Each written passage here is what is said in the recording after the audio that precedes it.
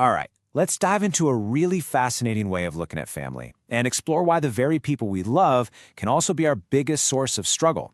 It all kicks off with a question that I bet a lot of us have felt deep down at some point. And wow, this question, it just gets right to the heart of it, doesn't it? It's that constant tug-of-war so many of us feel inside, that pull between what we believe is right and our deep need for connection and warmth. So where do we even begin to unpack something like this? Okay, so let's break this down. According to the philosophy we're digging into today, this dilemma isn't just some random struggle you're having. It's a challenge that tends to hit a certain type of person especially hard.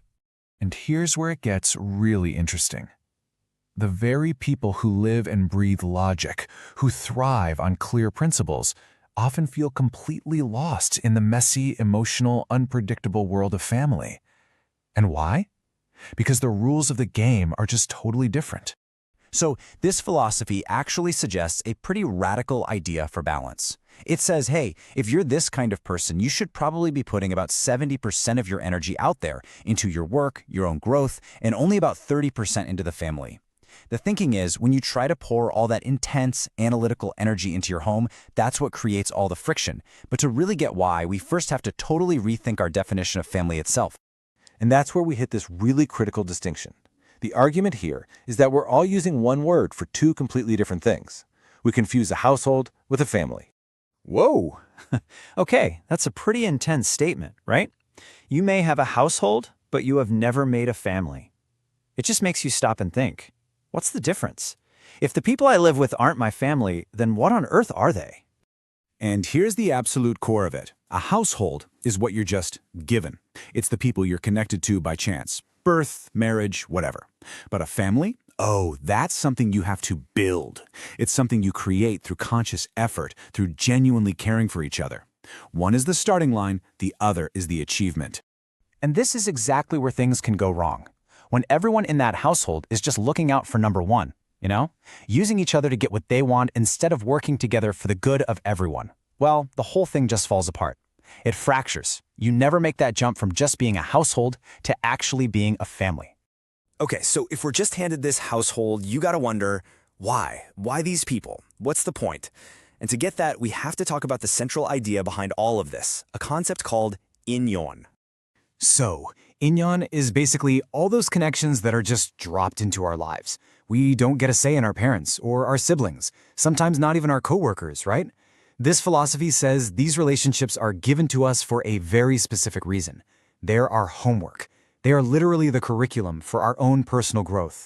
So get this. These connections aren't there to make you happy or for you to get something out of them. Nope. They exist to teach you. They're like a training ground for learning how to deal with people, to figure out your role, and, this is the big one, to practice not being selfish. It's basically a real-world class in selflessness.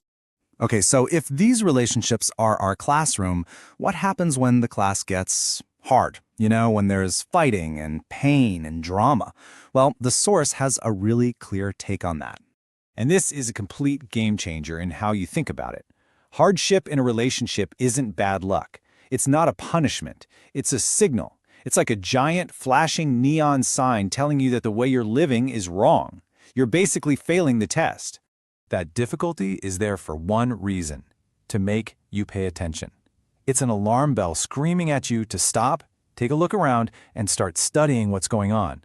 To really look at your own actions, your own ego, and figure out the right way to be in that relationship.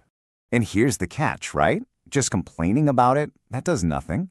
In fact, if you just complain without trying to learn the lesson, you're only making things worse.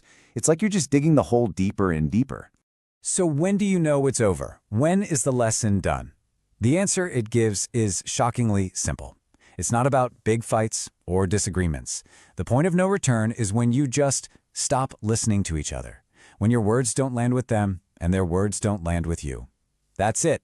The connection is broken, and it's time to think about separation. So let's pull all of this together. What's the big takeaway? It's that these connections, this inyan, they're not just background noise in our lives. They are powerful, active forces. And what we do with them changes everything. And this is so important to grasp. The idea is that there are no mistakes. The people in your life aren't there by accident. These connections are given to you with zero margin of error, perfectly designed to help you learn exactly what you need to learn. The raw material you're given is flawless. And this really lays out the two paths you can take. If you use these connections the right way, if you study them, if you learn, if you act for the good of others, they will literally pave this golden, brilliant road for you. But if you misuse them, if you use them for your own ego, for selfish reasons, those exact same perfect connections turn into a weapon, a knife that will bring nothing but ruin. So in the end, it really all comes down to us, doesn't it? Our relationships with our family, our friends, everyone, they're the most powerful tools we're ever given. You can use them to build an incredible life, or you can use them to tear everything down. So the only real question is, what are you going to do with yours?